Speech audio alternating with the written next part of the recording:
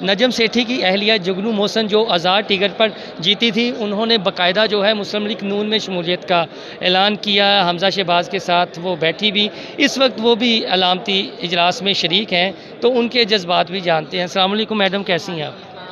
Thank you. Madam, ये जो हुआ है पंजाब असम्बली में कि डिप्टी स्पीकर ने इजलास बुलाया, उनके खिलाफ ही तहरीक इंसाफ ने अदम एतमाद ले आए और उनके इख्तियारात मुअत्तल कर दिए। क्या ये वो तेवर हैं जिसकी वजह से आप चौधरी परवेज़ लाई के साथ देने नहीं गई थी?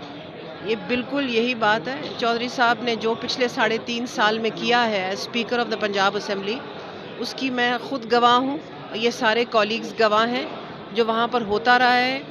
और मुझे बहुत ही मायूसी हुई कि इनके घर की एक पंजाबी में कहते हैं रखपा मशहूर थी, लेकिन वो शुजात हुसैन की रखपा थी। जब से चौधरी शुजात हुसैन रिटायर हुए हैं, रखपा भी रिटायर हो चुकी है। मैडम ये दसो हुन के हुन निक्का की करेगा? निक्का की करेगा, निक्के तो मुराद निक्के ਜਿਹੜੀ ਇੱਕ ਤੁਸੀਂ ਵੀਡੀਓ ਵੀ ਆਪਣਾ ਵੀਲਾਗ ਵੀ ਕੀਤਾ ਸੀ। मेरा ख्याल है कि हुण जमहूरीत का तसलसल बरकरार रहेगा।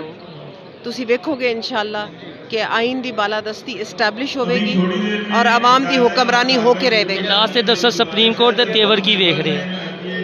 सुप्रीम कोर्ट नू करना पैना है जो कि उन्होंने करना चाहिए। अगर नहीं करेगा उमर अताब बंदयाल जड़ा कि करना चाहिए उन्होंने, तो फिर उनका शुमार उन्होंने ही जजा में होगा जिन्हों ने इत्थे एडी बदनामी कमाई कि उन्होंने अपना मुँह किधरे दिखा नहीं सकते। जी बिल्कुल, जुगनू मोहसन साहबा की बातें आपने सुनी।